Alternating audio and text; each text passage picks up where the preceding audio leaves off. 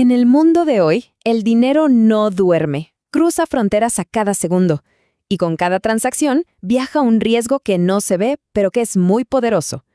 Hoy vamos a meternos de lleno a entender dos de las herramientas financieras más importantes para manejar ese riesgo: los contratos forwards y los swaps. ¡Vamos a ello! A ver, esta es la pregunta del millón, y literalmente, a veces, de muchos millones. Para cualquier empresa que opera internacionalmente, una pequeña variación en el tipo de cambio no es una noticia lejana. No, es una amenaza directa que puede transformar un negocio rentable en una pérdida de un día para otro. Pensemos en un caso concreto. Una empresa sabe que en 3 meses tiene que pagar $1.000.000. El problema es que hoy no tiene ni la más remota idea de cuánto le va a costar ese millón en su moneda local cuando llegue la fecha. El dólar, ¿qué va a hacer? ¿Va a subir? ¿Va a bajar? Es justamente esa incertidumbre el monstruo que los instrumentos financieros buscan domar. Ok, para entender cómo se soluciona esto, tenemos que hablar de una herramienta clave: los derivados. Sí, ya sé, el nombre suena súper complicado, intimidante, pero van a ver que la idea detrás es mucho más simple de lo que parece. Exacto. La clave está en la palabra deriva. Su valor no viene de sí mismo, sino que, se deriva del valor de otra cosa. Pensemos que es como una apuesta calculada sobre el precio futuro de algo. Y ese algo puede ser una divisa, petróleo, acciones, lo que sea. Para lo que nos interesa hoy, vamos a enfocarnos solo en las divisas. En nuestro caso, el activo subyacente, o sea, el activo base, es una moneda. Y su valor, claro, es el tipo de cambio. Así de simple. Si el tipo de cambio se mueve, el valor de nuestro contrato derivado se mueve con él. Entonces, volvamos a nuestra empresa. ¿Cómo se protege de ese sube y baja impredecible? Bueno, aquí entra en juego una de las soluciones más directas y clásicas que existen: el contrato a plazo, mejor conocido como forward. Y aquí es donde está el truco, la magia del asunto. Un forward lo que hace es simple: congela el precio hoy. Y listo, la incertidumbre se esfuma. La empresa ya sabe, con centavos y todo, cuánto le va a costar ese $1.000.000 en 90 días. No importa si el mercado se vuelve loco. A ver, para que quede súper claro, la diferencia es fundamental. Una compra spot, o al contado, es inmediata. Todo pasa en el momento. Pero con un forward lo que hacemos es separar las cosas. Hoy fijamos el precio, pero la entrega del dinero es en el futuro. Y es esa separación la que justamente elimina de raíz el riesgo de que el tipo de cambio nos juegue una mala pasada. Ok, suena genial, ¿verdad? Pero, ¿cómo funciona esto en el mundo real? Porque, ojo, no es como ir a la bolsa y comprar una acción. Estos acuerdos tienen su chiste, sus propias reglas y, claro, sus propios riesgos. Se les llama contratos extrabursátiles u OTC, por sus siglas en inglés. Y esto significa básicamente que es un acuerdo privado, usualmente entre una empresa y su banco. No hay un mercado público de por medio ni una entidad que garantice que se cumpla.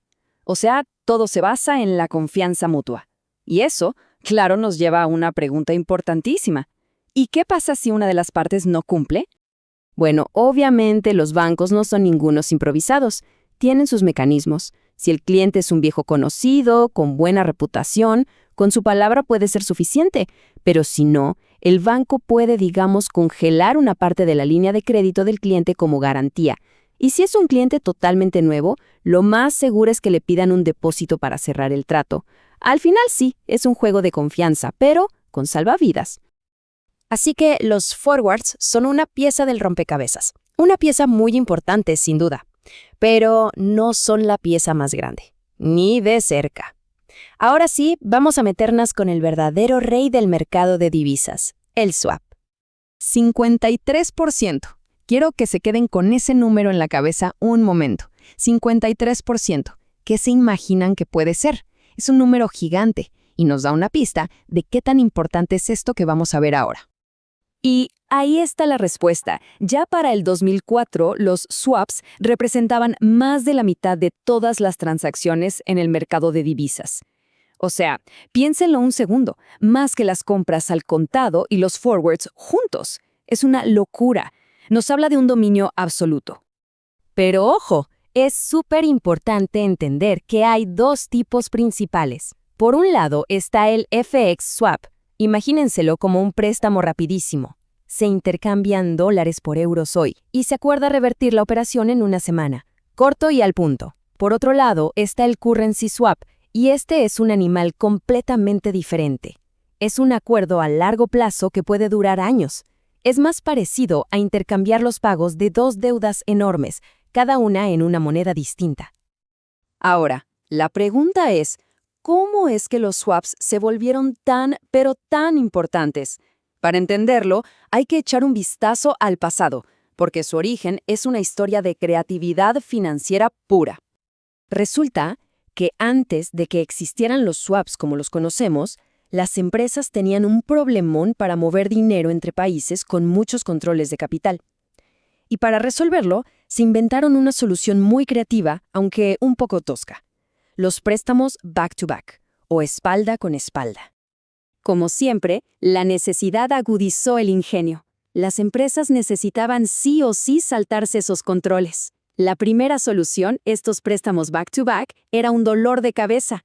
Imagínense, tenían que encontrar otra empresa que necesitara exactamente lo mismo, pero al revés. Casi una misión imposible. Y peor aún, si tu contraparte quebraba, te quedabas con todo el problema. Era muy riesgoso. Y de todos esos problemas, de esas fallas, nació el Currency Swap, una solución muchísimo más elegante, flexible, que cambió las reglas del juego para siempre.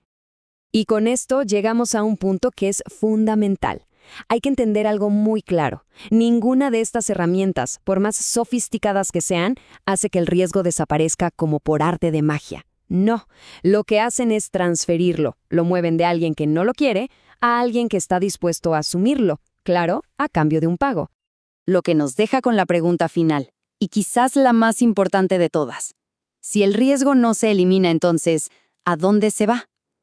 En este sistema financiero global, el riesgo se transfiere y a menudo se concentra en ciertos lugares. Generalmente en los grandes bancos, en los fondos de inversión. Entender quién está del otro lado, quién está sosteniendo todo ese riesgo y, sobre todo, si tiene la capacidad de aguantarlo, es clave. Y no solo para la gente de finanzas, sino para la economía en su conjunto. Gracias por acompañarnos en este análisis.